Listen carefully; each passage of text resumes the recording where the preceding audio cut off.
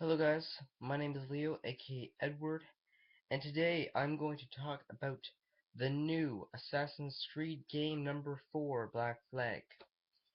Throughout the years when the first Assassin's Creed game came out, Assassin's Creed 1, there was a bit of flaws and a bit of games, but you can't really complain about it. It was the first game. There was not too much graphics, and the graphics were pretty good, I have to admit. But it got a little repetitive, very repetitive. Yes, you were killing different targets and they were different throughout each episode, well, through each memory, but to me, it got a little repetitive. It just, yes, it went to different cities and there's a lot of historical facts on the Crusades, but it just, it was just doing the same thing over and over and over again. There was no real flaw to it. Yes, you had to kill your big master at the end, that was a big part, but it just wasn't good. But when Assassin's Creed 2 came out, 2, sorry for the 4, 2, it happened to be the best game ever. Number 2 was the most popular Assassin's Creed game in the entire series. So if that was the most popular game of the entire series, why was number 1 even created? If number 2 was the best, why didn't they just start with that one first? Like, come on. Assassin's Creed 2. It's not repetitive. It starts with a brand new assassin. You don't even know about it. So why did they not start with that one first? Answer me that question. Why did they not start with number 2 first? Ezio Auditore is an assassin from the Renaissance in 1476. The Renaissance started in 1476 in Italy. That's before people realized that the world was not, when the world was flat still. In 1476, people still thought that the world was flat. But in 1512, people discovered that the world was round. Anyways, so why did you not start with number 2 instead of number 1? Well, number 1 did start out with Altair. But Altair was basically an assassin that was born into the Brotherhood. But Ezio was Altair was the ancestor of Ezio. So why did they not start with that one? I'll tell you why. Because they wanted to present an answer to the first game. How the first game started was Desmond was captured by Abstergo Industries, which is actually a real place I found out. I looked it up on Wikipedia. Abstergo is actually a drug company for real life. It's actually a drug company in Brazil and South America, and they are looking to clear AIDS. No joke. Abstergo Industries is a real place, and it's actually a drug company in Brazil trying to clear AIDS. No joke. You can look it up if you don't believe me. Anyways, back to my question. It was challenged by Abstergo Industries. They want to present a brand new assassin to him, so they start with Altair. Now, I do have to admit, the present day with Desmond was freaking awesome. But going back with number 2, it was the best game out of the series. And then when they got to Brotherhood, now they started doing a lot of stuff. What I was really shocked about is at the end of number 2, you didn't get to kill Rico Borgia. And that was the main plot. Rico Borgia became Pope Alexander VI. And to tell you the truth, Pope Alexander VI was a real person. Rico Borgia was a real person. The Borgia was a real family. But the thing is, with the Borgias, everybody in Assassin's Creed 3 and the Borgia were real people. And they were very, very, very ruthless. They did too intend to capture all of Italy, which didn't go over too well. But the actual main history of the assassins ended in 1512. My bad. Sorry, I forgot what I was going to say, and I had to look at my notes. My notes over here. Yeah, the actual Order of Assassins died in 1512. Now, going on to Brotherhood, who's ever played the game? Well, people who have played the game, you know they have to take all these bullshit towers down, and they'll become part of your organization, of your brotherhood. Now, with going number 3, I have to say that number 3 was a personal favorite of mine. No, it wasn't exactly my favorite game. I have to say that my favorite game would have to be number 2 still. But with number 3, I kind of found it not as fun as number 2 because it was only taking place in one main city. With my strategy and my gaming, when I do my Let's Plays, you can find out my Let's Play 1 of Assassin's Creed already up on my channel. Number 2, there's some episodes, but not all of them. I either gotta do a little editing on them, but you can find some of the parts. My friend Connor and I are doing Let's Play of Assassin's Creed 2. It probably won't be done until probably shortly after 2014. Maybe. If not later. It will definitely be done by spring of 2014. However, Assassin's Creed was not my favorite game, but it was pretty cool. My strategy with my gaming is that I like to get all the viewpoints and treasures out of the way first. You can't do that in number 3, because you can only open up certain places, and you can get only certain viewpoints in Rome, because Rome is basically destroyed. So you can't really do too much without doing the missions first. But overall, it's pretty fun. I did like how you had to take down the border captains and then destroy the border tower. The one thing I didn't like about it was Leonardo's war machines. Leonardo's war machines were real war machines that were created. For example, in number 2, the Bat was the first flying machine ever created, but it actually didn't fly. I know that's hard to believe. Leonardo da Vinci's war machine was made, but they didn't fly like they did in the game. However, Leonardo da Vinci created the first tank. The very first tank. Not as a tank as the big metal things you see nowadays. The very first tank, which is one of the war machines. It takes 3 men to operate. 3 men to operate. And it was actually the very first tank. And it actually worked. To be honest, it actually worked. But the Germans were the first people to make a metal tank when they started World War I.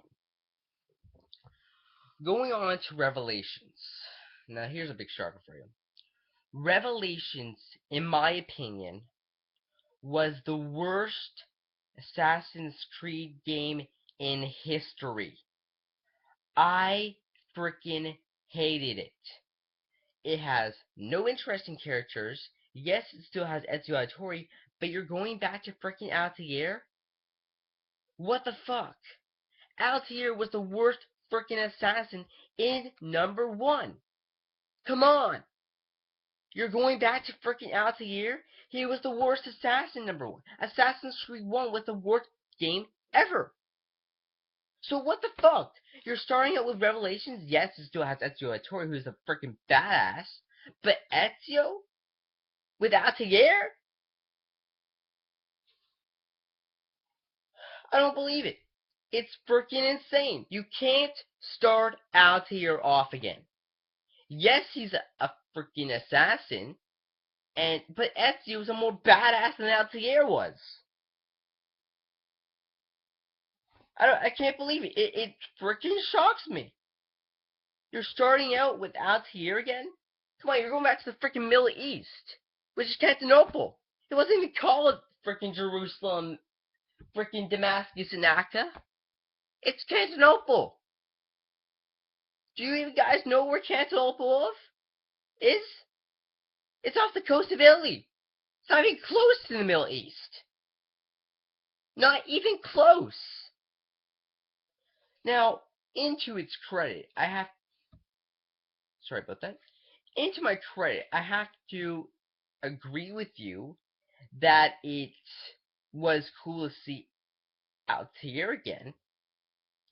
But due to its credit, it's freaking insane. You can't have Etsu and Altair in one game. You can't do that. Okay? It's too confusing to most people. You can't do. I'm sorry. It's too confusing to most people that you can't do that. So now we're getting to the new one that was released this year. No, sorry, last year in 2012, October 30th, the day for Halloween. When Assassin's Creed 3 came out, it was rated the most popular game since number 2. However, there was a lot of people who hated the treasures in it. You're using pick locks now? There was a lot of people in the game who didn't like the pick locks. Me too. I hate the pick locks. There were more people pickpocketing than doing the pick locks. You're controlling 3 different buttons. Doesn't matter if you have Xbox or a PlayStation. You're controlling 3 different buttons at the same time. And if you move it ever so slightly, you have to start from the beginning again. It's so freaking hard. And not only do you have to start from the beginning again, if you don't get the first time, you have to keep tapping RT if you have an Xbox, or L1 if you have a PlayStation. You have to keep tapping it, and there's this little nudge on the treasure box that if it gets the end, it's going to undo everything, even if you don't even move it. Now, we're in 2013 now. Assassin's Creed 4 Black Flag is coming out. October 30th, the same day that number 3 came out. Now, Desmond Miles died in the third game. There's a lot of speculations. Is Desmond Miles coming back? Is he not coming back? Is he going to be in a coma again? Is he going to be in the Animus? We're still following Desmond Miles' genetic line. However, there has been some speculations that Desmond Miles is coming back, but now we have finally found out that Desmond Miles is not going to be coming back in the 4th game. However, we will not be starting as his son. Who remembers number 3, Brotherhood? When Desmond Miles found the glyph, Subject 16 specifically said, "Find Eden. Find Eve. In Eden you will find your son." Who remembers that? If you remember that, please write me a comment in the comment section below. Because I remember in number 3, he specifically says, "In Eden, find Eve, and you will find your destiny, your son." No, Desmond Miles does not have a son. Even though Subject 16 literally said he has a son. He doesn't have a son.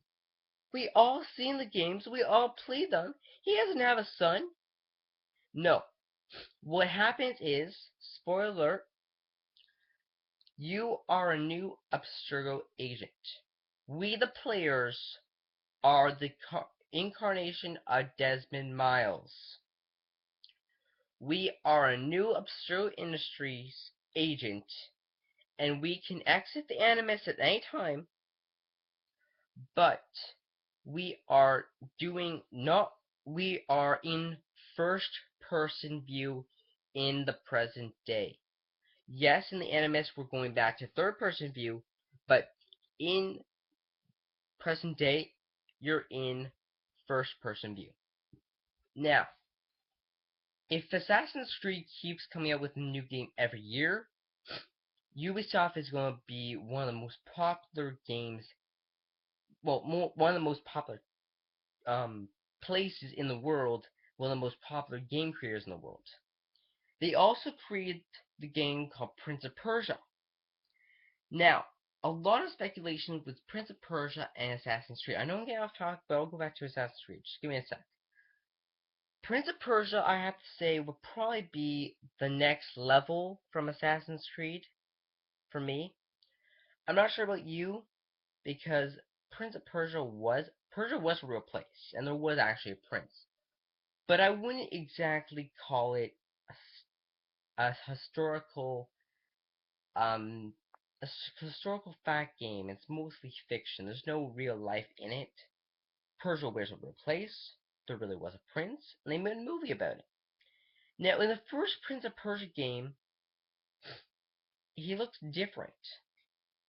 But if you ever saw the movie Prince of Persia, the game looks exactly like the character from the second game looks like the exact same person on the cover of the first movie. But in number one, he doesn't look anything like it. So maybe it's a different prince. Maybe it's the same person. I don't know. I'm not too familiar with that. But what I'm talking about is Assassin's Creed. Anyways, with Assassin's Creed, I have to say it's probably going to be a very good game. A fourth is technically probably going to be the best game of the series now. And what I really like to know is have they changed the lock mechanism? There's a lot of people, I'm not one of them, but there was a lot of people who wrote to Ubisoft, change the frickin' locks back to the original, where you're just holding down B and getting the treasure. There was a lot of speculations how people did not like the treasure mechanisms. Some of you may have probably liked it, but I, for one, and some other people, did not like it. However, I will be doing the rest of the Assassin's Creed games. I'm giving you a heads up right now. Number 4, Revelations, I will not be doing 100%. No promises on 100% of Revelations. I have never played it. That one will be a blind let's play because I played, well, basically the first 5 minutes of it, and that's like, yep, that's it. I'm finished. I did not like it at all. Anyways, so without further ado, thank you for watching. This is Assassin's Creed Review Reports. I'm your host Leo, aka Edward, and I will see you when I do my next episode of Assassin's Creed 2, and I will see you on well next time with Connor. Now I do have to say I'm looking forward to Assassin's Creed 4. When it comes out, I'll do another video. Until then, adios.